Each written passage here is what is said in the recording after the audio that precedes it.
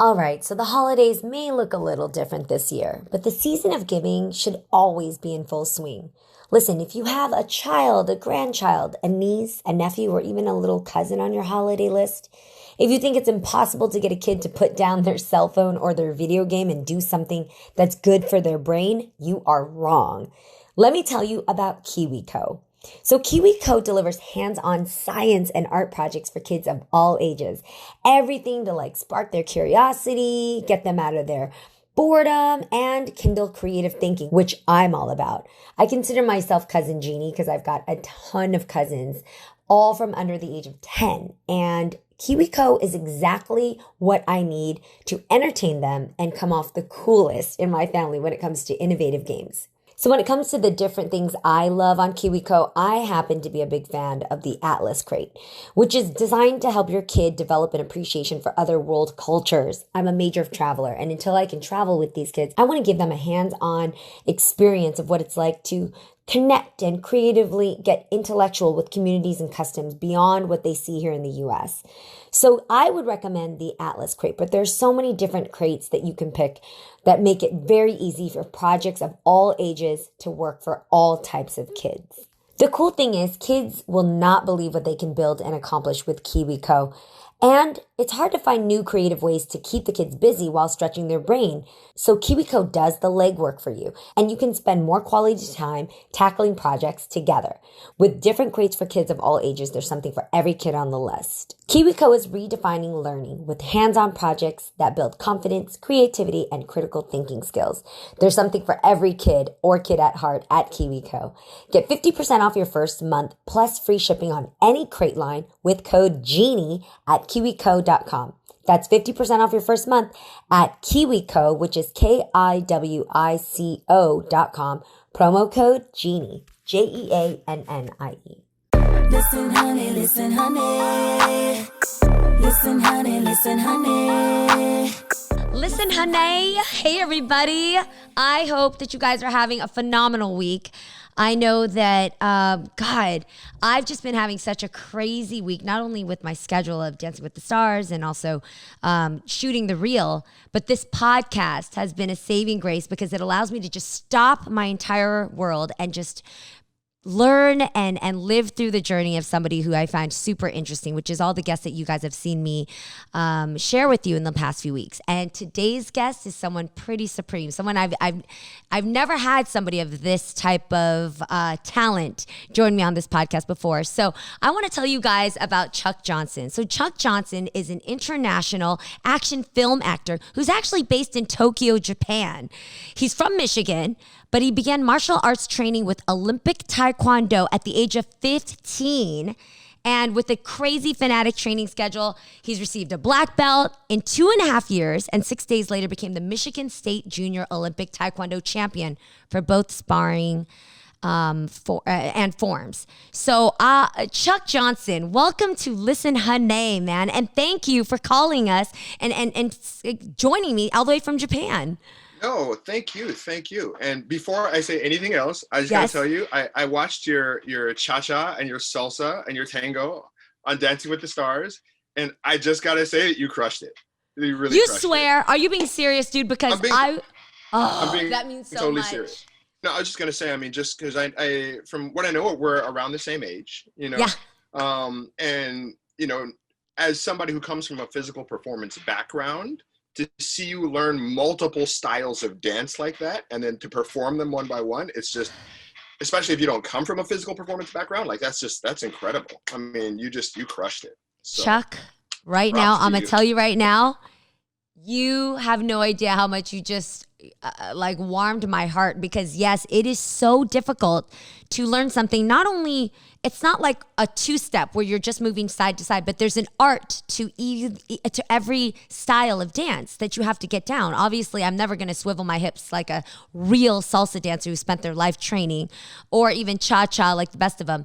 But to do it and get criticized in front of social media and those judges, yo, it's crazy. Yeah. It's very humbling. So thank you for that. I appreciate it. About maybe 4 months ago, I did it was a samurai action comedy musical. Huh? and I had to learn how to dance, right? And I've been doing physical movement for like 20 years, right? Mainly about like kicking people in the head, right? But right. even as somebody who's been moving for 20 years, having to learn 3 dance numbers was terrifying. Yeah. What kind of dance do you do with I mean, samurai it was just sword acting? it was kind of like a comedy musical. So there'd be all these fight scenes, and then we would just break into dances, right? But I'm completely not a dancer at all, right? And like even coming from a fight choreography background, it was so hard to learn. So and looking at the complexity of what you were doing and how long they were, it was incredible. It was very, very wow, good. that's so cool, man. Just to add to your list of things that you've taken part in. I mean, that's something totally unique on its own. So, and then let's just talk about, I don't know if you guys can see this when you actually see this podcast air, but behind you, Chuck, you've got weapons and all these equipment. I even saw boards to your right. Talk to me about this room that you're in. Yeah. Okay, this is just my home office, but I've got my own stunt team, and then we produce a lot of our own stuff. So that just means that we have to have a lot of weapons. So I basically just have a house full of weapons. Like I've got this huge rack of nunchucks and like swords and spears and just all that kind of stuff. So, do you have ninja this is stars? just kind of like the activated. I know I that's do very have a few Hollywood, old but ninja stars. Is there an Yeah, art to I've got throwing a the few ninja of them. star? Or is that just very Hollywood? Oh no, there is. They're actually quite hard to use. So it takes a lot of skill to be able to throw those things. So, Wow, and what are those long rods behind you? And this sword-looking thing. There's one of them is a Japanese staff bow. The other two are called yari, which are Japanese spears. So I don't know any Westerner that knows how to use Japanese spears. So like figuring these things out has kind of been like a quest of mine recently. I know how to use a katana well, or like Japanese swords, but I just don't know anybody that knows how to do it, which means I just want to learn how to do it, right? So, yeah. Yo, that's crazy. Okay, so let's talk about this insane path that, first of all, got you into martial arts, then becoming so dang good that, your action career launched in 2004. You were scouted by a talent agency for your martial arts skill. You were cast in Godzilla Final Wars. And then you met a Japanese action director who shortly after you began your study of East Asian style fight choreography, which kind of took off to where you're describing now to me all this paraphernalia that you've got around you. Yeah. So being born in Michigan, let's just start here because I got to be honest. I remember taking martial arts when I was younger, and there was all Asian kids in my class. Mm-hmm. And then later on when we went to championships and you fight with other, you compete with other leagues, I never saw anybody out of the Asian descent. Maybe a white kid here and there, but never black. So Chuck, tell me what led you to take on martial arts, and did you see a lot of black representation in your classes? So the reason that I got into it is because when I was in high school, backtracking. Okay. So originally the reason that I got into it is because, I'm from Detroit originally, and Detroit, especially back then, it's getting nicer now, but it was just a rough place, where sometimes bad things can happen, so when I was like 12, I discovered Jackie Chan movies, and I figured out that somebody had actually systemized fighting. Like I saw somebody do a spin kick and I was like, oh my God, that's incredible. I want to learn this stuff. But, so for starters, all I was doing was just watching Jackie Chan movies and kind of like imitating it and all that. And then I saw somebody do the splits and I thought that was super cool. And I asked my mom, I was like, how do I do that? And she's like, well, you just have to stretch. So then I just started stretching every day, like intensely. And then by the time I was 13, I could already do the splits in every direction, right? So then I was still just imitating these Jackie Chan movies. And then after that, I moved out of Detroit. I moved into a suburb called Okemos. And then my best friend was Korean American. And actually, it's interesting because, I heard a little bit about, you talking about how you had to basically like learn English through watching TV and things like that. Sesame Street and Reading Rainbow, baby. Exactly. And he went through the same journey that you did. So I could already kind of empathize with your background from what I saw him go through. But he was really good at Taekwondo. And then he brought one of my other friends in for a trial lesson. And then I thought, well, if they're doing it, I want to do it. So then I just tried it. But because I'd been imitating Jackie Chan movies for a long time, I could already kind of kick it, and I could already do the splits. So I just took to it hyper naturally, and I'd never, at the time, I was like a C plus, maybe C minus C plus average student in school. I'd never been good at anything.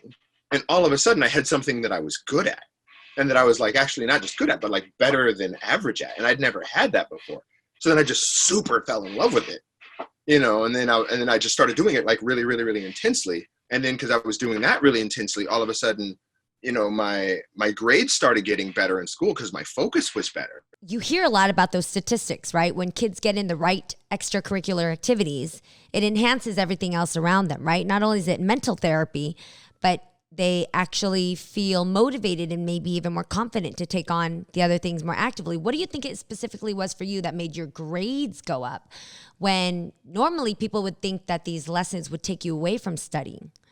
Actually, it took me a while to figure it out. But what it was because I was training so much, all of a sudden I had less time to study. So I thought, I don't have as much time to study, so let me study right now.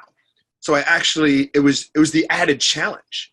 And then one of the things that I figured out, and then, now I teach Taekwondo too, and then I learned from my own lessons, is that there's some kids who have a hard time in school because it's too hard. And then there's other kids who have a hard time in school just because it just doesn't, that style of learning doesn't fit them. Mm. But then there's this third group of kids who don't do well in school because there isn't enough challenge.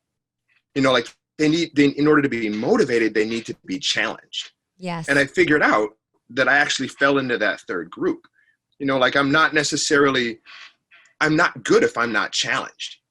Have you ever heard of the concept of flow? Not really. Explain it to me. Okay, so I read this book called Happier, which was an amazing book. And one of the things that they talk about in this book is how to find flow.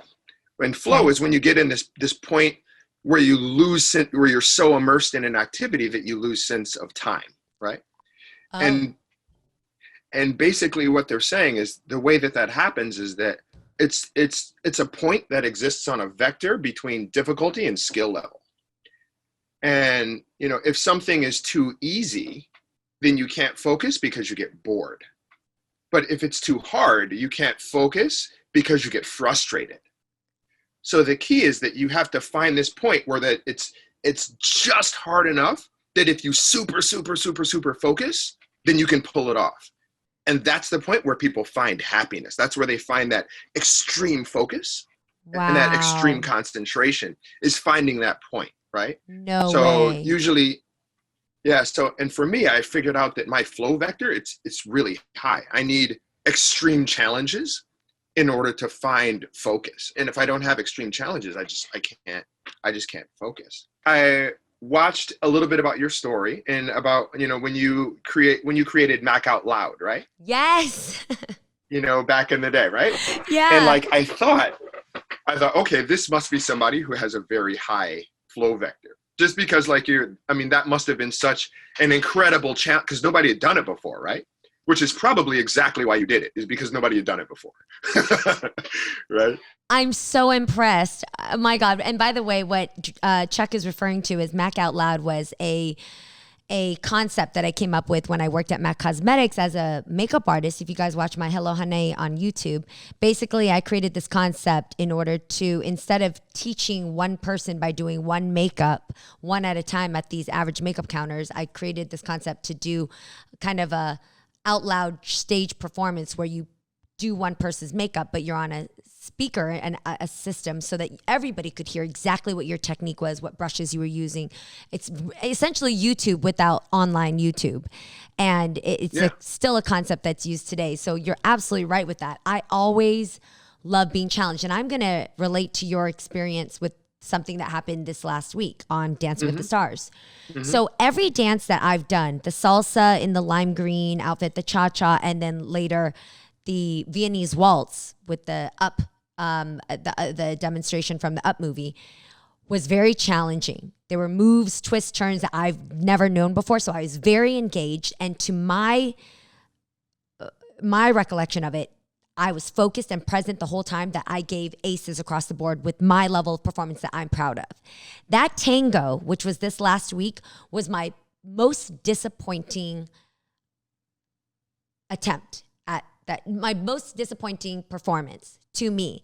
And what's funny is I learned that tango in half the time as the other dances.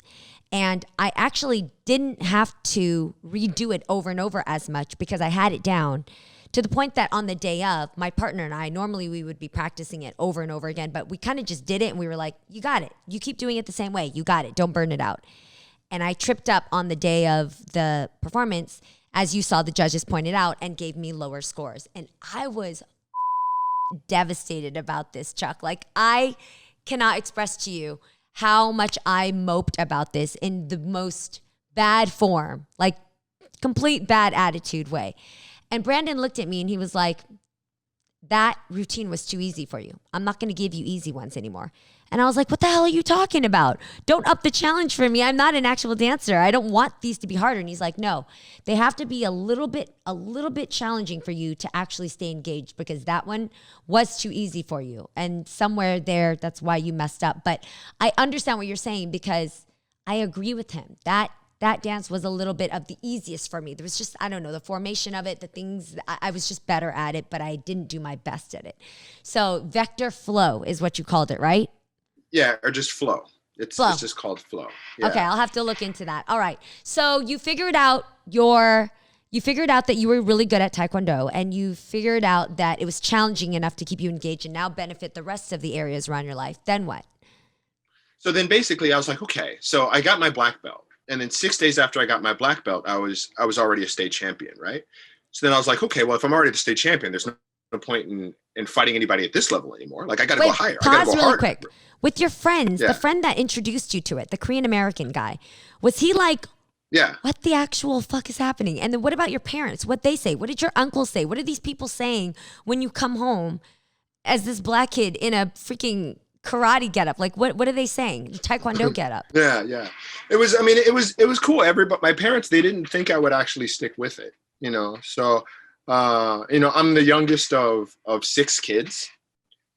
So, and with a lot of my older brothers and sisters, nobody, really went that far with anything athletic, right? So they're like, well, he'll probably do it for a little while and then he won't necessarily stick with it. But my mom just signed me up for a 3-year contract because it was just cheaper per month. Yeah. So, and then within that 3 years, I was already a state champion. So then they're like, all right, well, maybe this is a serious thing. Maybe he's taking this seriously. Crazy. So then with my best friend that got me into it, he went to Korea. And then when he went to Korea, he came back 6 months later like a monster.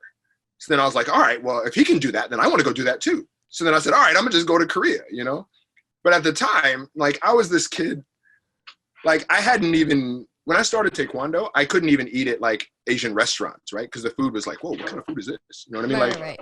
Like I just get like the rice, and people were like, it's actually pretty good. You should try the food. Because you've got fermented cabbage, and you got squid, and you got heads on fish. It's a lot. Exactly, right? Like, it was just, for me, it was intense, right? You see like tentacles and stuff in the food. But I was like, all right, if I'm going to do this Taekwondo thing, then like going to Korea is just it. Because at that time, even high school level Korean players were better than like national champions in other countries, right? So I thought, if I do this, I'm just going to come back a beast. So I'm going to just go to Korea and I'm going to just figure it out. So I just hopped on a plane and just went to Korea and just found places to train, and then just spent a little while getting my ass kicked, basically. But I learned a lot, and I learned a lot culturally, and I was able to really absorb a lot of the beauties of Korean culture, right? So, and like, I spent a long time getting my ass kicked, for lack of better words, but I just don't regret that at all. Phenomenal learning experience. Absolutely. I can only imagine. All right, we got to take a break, but when we come back, I want to let's dig into some of these learning experiences culturally, because there is a huge unspoken discussion out there about the Black community within the Asian community, the differences, the discussions that aren't being had, and the anti-Blackness straight up in Asian communities that I want to bring up and ask you about. So we'll take a break and we'll be back with Chuck Johnson. All right, so the holidays may look a little different this year, but the season of giving should always be in full swing. Listen, if you have a child, a grandchild, a niece, a nephew, or even a little cousin on your holiday list, If you think it's impossible to get a kid to put down their cell phone or their video game and do something that's good for their brain, you are wrong. Let me tell you about KiwiCo. So KiwiCo delivers hands-on science and art projects for kids of all ages. Everything to like spark their curiosity, get them out of their boredom, and kindle creative thinking, which I'm all about. I consider myself cousin Jeannie because I've got a ton of cousins, all from under the age of 10. And KiwiCo is exactly what I need to entertain them and come off the coolest in my family when it comes to innovative games. So when it comes to the different things I love on KiwiCo, I happen to be a big fan of the Atlas Crate, which is designed to help your kid develop an appreciation for other world cultures. I'm a major traveler, and until I can travel with these kids, I want to give them a hands-on experience of what it's like to connect and creatively get intellectual with communities and customs beyond what they see here in the US. So I would recommend the Atlas Crate, but there's so many different crates that you can pick that make it very easy for projects of all ages to work for all types of kids. The cool thing is kids will not believe what they can build and accomplish with KiwiCo. And it's hard to find new creative ways to keep the kids busy while stretching their brain. So KiwiCo does the legwork for you, and you can spend more quality time tackling projects together. With different crates for kids of all ages, there's something for every kid on the list. KiwiCo is redefining learning with hands-on projects that build confidence, creativity, and critical thinking skills. There's something for every kid or kid at heart at KiwiCo. Get 50% off your first month plus free shipping on any crate line with code GENIE at KiwiCo.com. That's 50% off your first month at KiwiCo, which is KIWICO.com. Promo code GENIE, JEANNIE. Welcome back to Listen Hunnay. I am with Chuck Johnson, who has an incredible action career, incredible history in Taekwondo. But not only that, in addition to holding the rank of master in Olympic Taekwondo, he's also ranked in capoeira and karate, kabuto, and judo. And you've also appeared in over 50 dramas, films, commercials, and video games in Asia and the States. And you can also speak, read, and write in Chinese, Japanese, and Korean. I gotta tell you, that is unbelievable. So let's go back to when you were living in Korea. So here you are. I mean, just give us a visual now of your build, your look, because if anybody's been to Seoul, I would imagine you were around Seoul, right? Was it South Korea? Yeah. Right. Okay. So you've got everybody's Korean. Everybody's maybe, everybody is very typical looking Korean. Paint that visual. So give me, what do you look like? How tall are you? How much do you weigh? Like when you're walking down the streets of Korea, what did you look like? Okay, so I'm about 6'2". 6'2". I was at the time I was pretty muscular. So I still got a little bit now, but I mean it's not, there's a big difference between 40 and 20, right? So but at the time I was an athlete, right? So I was pretty muscular. Yeah. And I pretty much stuck out like a sore thumb, especially when I would go, because the thing about Taekwondo, especially at that time, is a lot of these kids who were Taekwondo fighters, their only objective is going to the Olympics for Taekwondo, right? Or getting medals. So these are kids that just train all the time. So for a lot of these kids, like they'd never even seen an African American before. They're like, right? And I'm like 6 inches bigger than everybody else too. That part, right? So, and then there's just all of the cultural differences and me having to get used to them, and then them having to get used to me, but then doing it in a context where we're all kind of there to fight. So there's that kind of like machismo and kind of aggression that goes with that. Sure. So it was just it was very interesting. Did you face were there any differences that were difficult to navigate? Were there any stereotypes? Was there any judgment? I mean, what kind of things did you notice as far as the difference in culture and how people treated you? I mean, there obviously were, because at that point, especially, and I mean, it's still true now. A lot of these people, their only conception of African Americans is what they see on TV, which isn't necessarily always good, right? Yeah. So a lot of what my challenge was to kind of overcome those kinds of stereotypes, right? And then just to let people know that, like, all right, listen, I'm not here to steal anything from you. You know what I mean? Like, I just want to come here and just get good at Taekwondo because I just love Taekwondo. But I think one of the good things that I had going for me was because I was there for Taekwondo, and, you know, that Korea, Taekwondo was the national sport, right? So everybody, I had a little bit more respect because I was doing something that Koreans are very proud of. You know, and then, of course, because my best friend was Korean, you know, I already knew a little bit about Korean culture. And I mean, I was still super American, like, at the time that I went there, you know, but I knew a little bit about Korean culture, and that kind of helped me through some of the challenges as well. So, but it was still just a lot to learn because, you know, every country you go to, people do things so differently. Yeah. You know, and kind of people gestures are different, and the style of communication is different, and the style of thought is so different, you know? Do you find that within the art of Taekwondo, in just, you know, when you walk into the room, do you notice anything different? Do people question your talent or your ability, or is it because you can kick some ass, nobody even questions it? I mean, how is it there within the community of Taekwondo? Yeah, at that time, nowadays, I think there's a lot more diversity. Yeah, I think there's a lot more diversity. And like at the time, people were just starting to come to Korea. Like the people that knew what they were doing, like knew you had to go to Korea to train. But nowadays, I'm sure there's just tons of people there who go.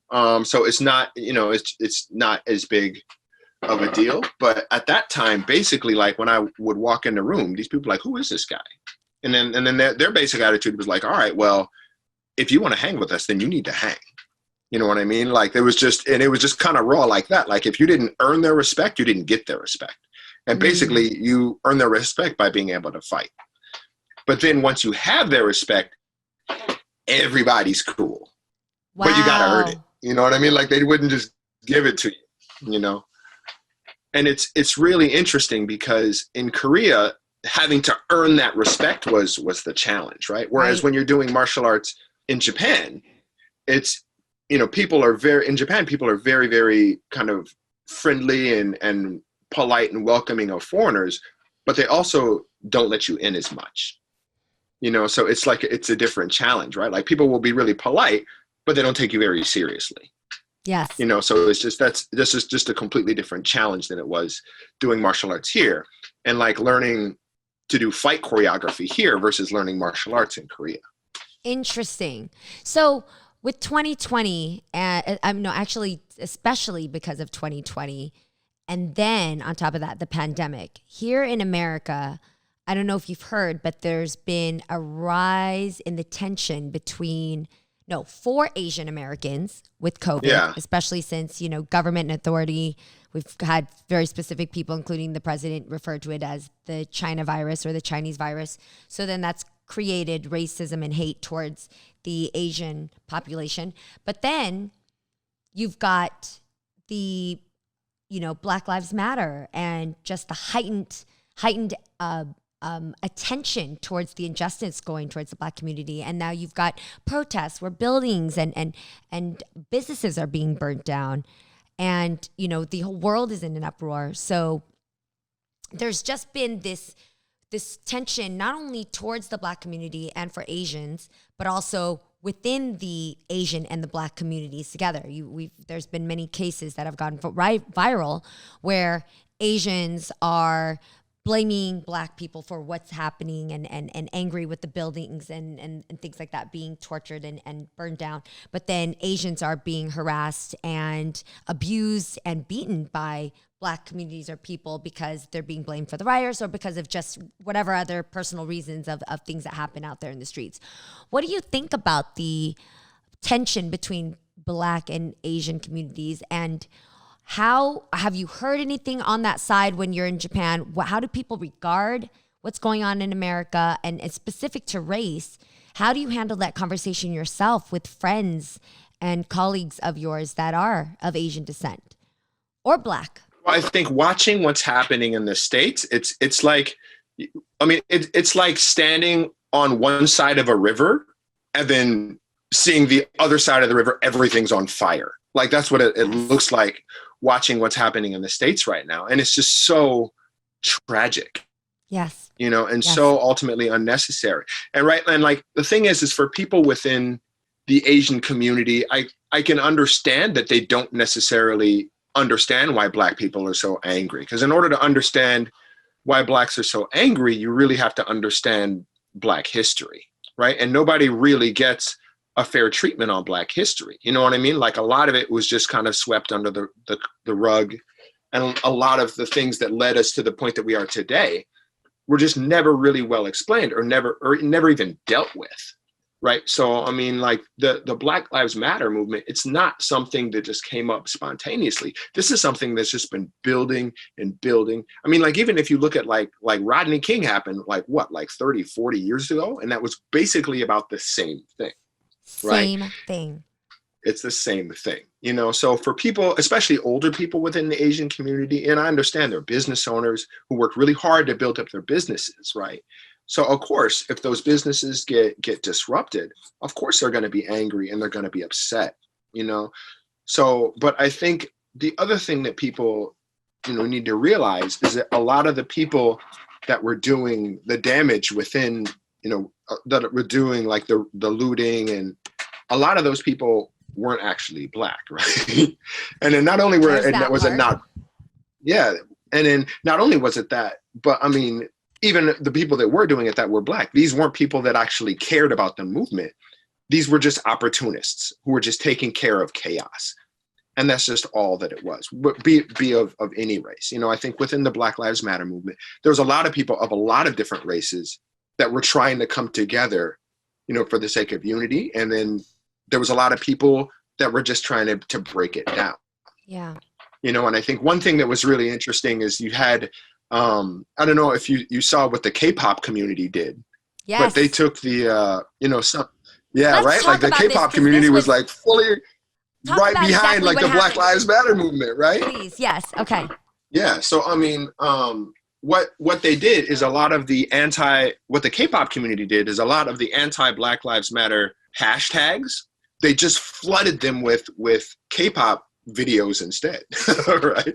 So anybody that was searching for that hashtag, they just end up seeing K-pop videos, and at other times for like kind of, anti-rallies or whatnot, they would just buy all the tickets and then just not show up, So I think you had people on both sides that were actually trying to work together, and I think that's what we need more than anything. And I was talking to somebody not too long ago about the Trans Lives Matter movement as well. Yes. So, and ultimately I think what you're dealing with is and especially now because of Corona, because now there's a lot more racism against Asians. So now you have all these different fractured groups of socially disenfranchised people. Yes. But basically we're all dealing with the same stuff. So we're kind of all on the same team. Right? So we shouldn't be the ones that are fighting with each other. You know what I mean? Like we need to be supporting each other and then basically saying like, all right, when somebody does something bad, we need to look at that person as a bad person doing a bad thing and stop falling into stereotypes, about race. But I mean, even here in Japan, you saw some news media that was really negative about the Black Lives Matter movement. And then you saw some news media that was very positive and that was trying to understand it. It was bringing in Black speakers and things. Because there were actually Black Lives Matter protests here too, which was interesting. When you say here, are you directing Japan? Yeah, like in Tokyo and Osaka, there were actually Black Lives Matters marches here too. With Asian people or Asian and Black? Yeah, Asians and Black, Wow. Yeah, I did. So I did not know that. Wait, can I say something, Chuck? Yeah. I did not know that because when I was watching the news go down, around April, May, June, July, August, more June, July, August, I was waiting to see Asian countries erupt in anger because, we saw it all over Europe. We saw these different countries stand up as show their allyship, but I didn't see it in Asia. So I didn't know that Japan also held protests. Yeah, there were I think maybe 5 or 6, and some of them were actually quite large, and because there's, and it wasn't just the thing that was cool is it was I think they were largely organized by African Americans that were living here. Yeah. But, you know, the friends of those peoples or the family of those people and just the general community actually got behind it. And they stayed completely, you know, peaceful. There was no violence or anything or nothing, no looting or anything that went along with the ones here. But there was actually a movement here. And Japan's biggest broadcaster, NHK, it was interesting. They had one show that was really negative about it. And then there was just a huge public outcry. And then they apologized for it. And then they started doing really like good treatments on it and like bringing in, you know, like experts to talk about it and to really try to give it a fair treatment. Interesting. So it sounds like you guys have the same, I mean, just in that small example, it sounds like there's the same kind of structure of events that happen. For example, here, we'll see a misrepresentation somewhere, whether it's in the Oscars, you know, hashtag Oscars so white, the award ceremony, or a network will seem like it's casted somebody, you know, of a different race to play a black person or to, you know, just do weird things that just seem like it keeps black people out of the opportunity, right? And then the people will speak. There will be an outcry. There will be a social media hashtag, the whole thing. And then you start to see little changes happening. You know what I mean? All of a sudden there's more black representation, or all of a sudden there's advertisement that represent black people or black programming. So it's interesting to see that at least even in an Asian country, there are people within the community, whether it be black or Asian, also speaking up, and then networks themselves changing their tune, because that is where we influence the older Asian generation that we're talking about. The older ones that are the hardest, the ones that are so stuck in their ways. And that's so interesting. And I always wonder, because I think this is just a conversation with so much perspective to it, but do you feel there is an anti-blackness within Asian communities, and have you personally experienced it yourself? Yeah, I mean, I have. There's been times where, you know, here, where people haven't let me into restaurants. You know what I mean? Like, I mean, and that hasn't happened like a lot. You know what I mean? Or there's that you do have to deal with those kinds of negative stereotypes, right? How? What do you do? So I think all you can really do is just you stay polite, you know, and then you show people that whatever stereotype you had in your head, it's not necessarily accurate, or at least it's not accurate for me. You know, and I think like what happens with people is oftentimes they get this idea and they see you and they're like straight up scared, right? They're like, right? But, you know, you just show them there's nothing to be afraid of, and you just stay courteous and you stay polite. And then eventually they'll start to like, all right, well, this guy's different. You know what I mean? And then after a while, they'll realize, okay, maybe it's not that he's different. Maybe they're not, maybe as a people, they're not different, you know, and you just kind of make that change one person at a time. You know, and that's really all you can be. Okay, so when you say that one example is got denied at a restaurant, my blood boils up. And if I were beside you, I mean, it could happen easily to my fiance who is black. So if that happens, immediately I feel the need to somehow project my anger. You know, it doesn't mean getting violent, but it means somehow making a scene there to show this person that is not right. But you go the other route. You actually go polite, and how do you feel that, just kind of in this case, being polite, accepting it, and you know, leaving and not, you know, tweeting about it, not telling friends not to go there, whatever it is that might be. I'm not saying those are right answers, but these are routes people go. How do you think that actually influences that one person, that not all black people are dangerous? Just so I learn, I want to hear how you see it. Yeah. Well, I mean, I think, you know, I mean, of course, in that case, I did go on social media and I did say something. You know, I went to this restaurant and then, you know, we were denied service for this and that. I mean, that was a while ago, right? So, I mean, I think you do have to kind of say things about things like that. But I think you also have to do it in a context to show that, like, you're better. You know what I mean? That, like, you're a person, whatever negative stereotypes they have about you, you know, not being able to control yourself or whatever fears that they have, that those fears, they don't apply to you at all. You know, you're something that's better than that. Right. So, and then sometimes, you know, there's times where sometimes you can convince people and sometimes you can get people to turn around. And when they make that transformation, it's amazing. Like, they love you to death. Right. But sometimes you just can't change people, you know, and you're like, all right, well, you pick your battles, and you think, okay, Wow. in really, really fighting this, am I going to do more damage than I am solving the problem? And you just look at it Interesting. analytically, and then you're like, all right, well, this battle is not worth fighting, Right, and but right. the other times that battle is worth fighting. Like there's been times where it is worth fighting, and there'll be times like, for example, when I would ask to do a TV show or something, and then the role they'd be giving me would be completely stereotypical and largely negative, and I would have to say, I'm sorry, but I'm not going to do that role because it's a negative perception. Like I can't do that. It looks bad. And then they'd be like, well, why?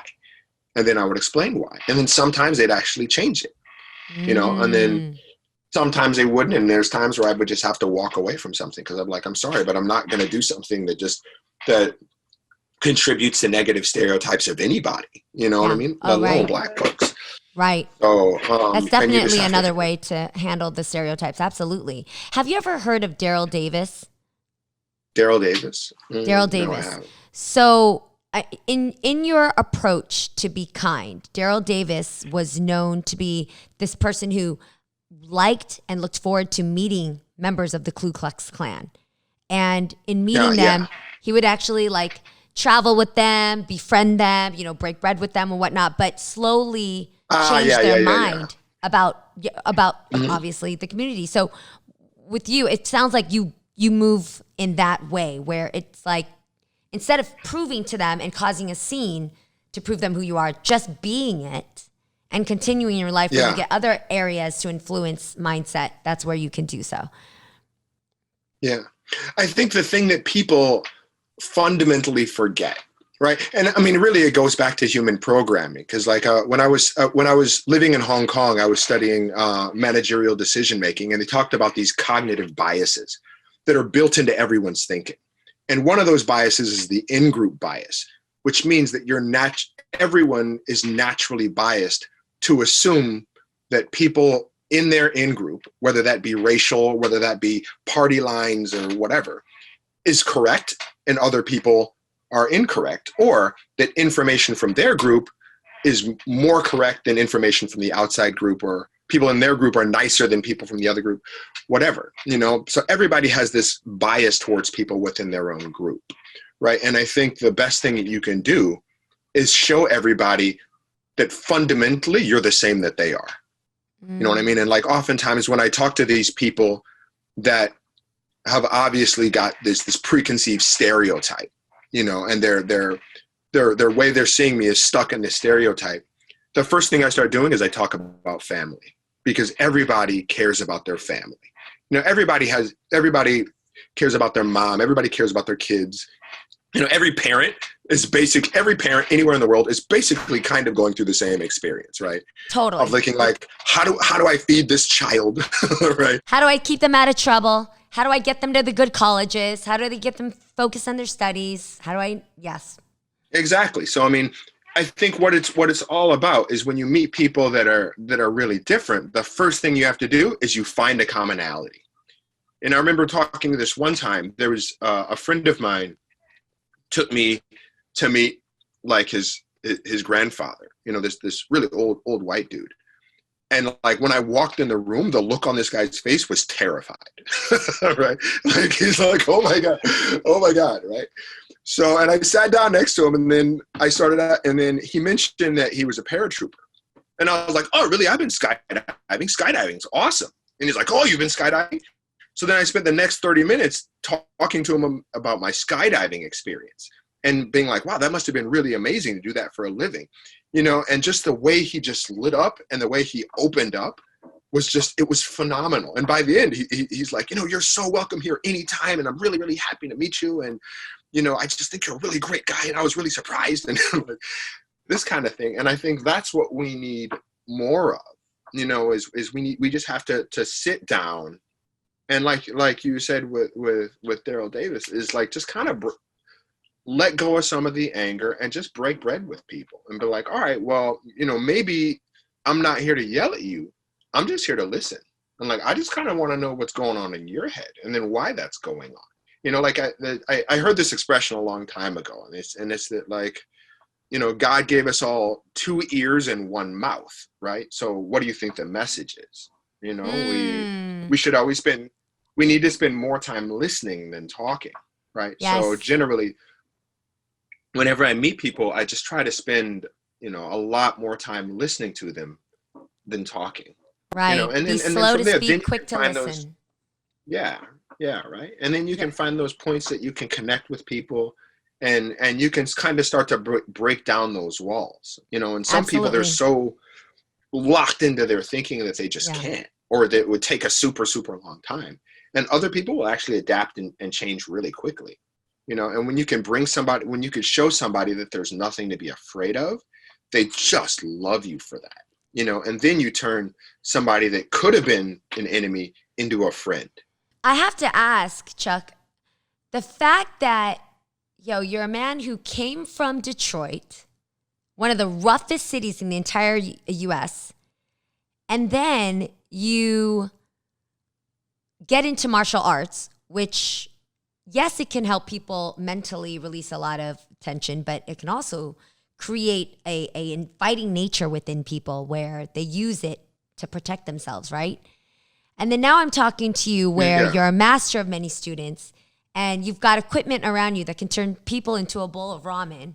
So I want to understand, how is it that you happen to have this calm, zen, stay steady attitude, especially when you face racism with your own community since you live out there in Asia? Do you think that these are some things that you learned from the martial arts mentality? Or do you think this is something that you were innately, like you raised with because of your parents? No, I think it's something that I mean, a little bit it was from my parents. I mean, of course, because I think I was very, very blessed in that I had a mom who never raised her voice. She was always just calm, you know. She was just that kind of person. She had that kind of commanding, quiet authority to her. But I do think a lot of it does come from martial arts, because the thing about martial arts, especially traditional martial arts, is that basically it isn't really about the fighting. Being able to fight is an output of it. But really it's about the journey of trying to master this thing that's very, very, very difficult. Right. And just the time that you have to put into it and all that. And one of the interesting things is that people that are very, very good fighters are generally always really nice people, you know, because they know what it feels like to get punched in the face, you know, and they know what it feels like. Anybody who's been fighting a long time knows what it feels like to get beaten up, you Yeah, know, and knows what it feels like to be a loser on a stage. right. And I think a lot of human empathy comes from having suffered yourself. You know, people Yes, that have been through a lot, they know what it feels like, right. right? So, you know, when you've been punched a lot, and when you've been kicked a lot, and when you, for lack of better words, you just gotten your ass kicked, you know, it just humbles you, and it just, Mm, you know, makes you care a little bit more about other people that you see suffering. You know, I mean, you got man, those fighters that are cocky and arrogant and yeah. aggressive, but generally, most fighters, if you sit down and you talk to them, they're really calm, kind of nice people. Yeah, and I think part of it just comes from just being calm in yourself and not feeling Yes. threatened by anybody else, because you know that if you had to, you could beat anybody up. So nobody This is so threatens you. true. You know. I wish I could relate to you. I absolutely, today at a grown 41, I understand what you're saying, but I'm not gonna lie. When my dad got that Groupon somewhere to sign me up for, like, I think it was 2 karate classes, the way I thought I could go whoop some ass, you should have seen me walk in the streets of San Jose. I was I was just ready for anybody to start anything with me. I was looking for fights. So I Hmm. appreciate your story, man. Thank you so much for spending time talking with us. Where can we follow up with your work, or maybe see some of the next projects you have coming out? Give us some information on how to follow you. Okay, so well, I mean, the easiest is my YouTube. It's just Chuck Johnson, super easy. So I'm on YouTube, and then of course I'm on Insta. My company's called Quiet Flame Productions. So, and one of the big things that I really want to try and do within this year, and this is, I mean, this is a whole nother story. But at the time that I was the most broke, right, out here, and I had no way to make an income, and I was trying to find a way that I could keep studying fight choreography, I actually ended Yeah. up working as I ended up working as a stripper because I was just ripped. So, which was crazy. But Are you as a function of that, Wait, and I didn't even know how to dance, right? Like I still can't dance, right? We Like I started can't out dance, this and I'm like, all right, so now I got to get. We started out this Yeah. podcast with you explaining to me that you just struggled on stage doing some type of little dance choreography Yeah. with your samurai sword. And now you're telling me that you started out as a stripper? What are you doing to me? Yeah, I mean, so like I was broke, right? So I was like, all right, I got to do something. And people were like, well, you're really ripped. You could try stripping. So I had a friend get me into a strip club. Are we talking But about the strip thing clubs about in that- America or and strip clubs in Asia? Because now you No, turn this was here in this was here in Japan, which was even crazier and weirder, right? Like I was, like in like a little thong, trying to strip for this Japanese audiences. But what I ended up seeing is that a lot of the women that were, because this was a club that had men and women. There was a men's floor and a women's floor, and a lot of the women there were there via sex trafficking. So because they were brought in from like Eastern Europe, or they were brought in from Thailand, these were poor girls that were sold this dream of you can come here and you can make all this money, and I saw a lot of what happened to these women. So one of the big projects that I have that I really, really want to move forward with is basically I need to tell and this was like a decade ago. This was before there was social media. So a lot of these women, when they would just disappear, they would just disappear, and nobody knows what would happen to them, right? So, at this point, I've got my own film production company. I've got my own stunt team. And one of the things that I really want to do is I need to tell these women's story because nobody else did. So I've been working on this project this is my 9th draft of the script. And I'm going to try to produce this film probably as a short movie, within the next year or two. And basically what I would like to be able to do is to not just tell their story, but to do it in the context of action cinema, because action is what I know. And when I think about one of the problems of documentaries is the documentaries are fantastic, but you have to be interested in the topic in order to watch it already, right? Whereas I think everybody likes watching people fight. Everybody likes watching things get blown up, right? So I think, using action cinema as a way to kind of discuss relevant social issues could be really powerful. So, that's one of the things that I would really like to see done. And I want to start with the story of sex trafficking because I saw what happened to these women firsthand. So trying to figure out how to do that, is one of the big challenges that I have in the next year. So, well, that just even means more now that we have to keep in touch, because I don't know if you know, but I'm a huge advocate against trafficking for the past almost 10 years now.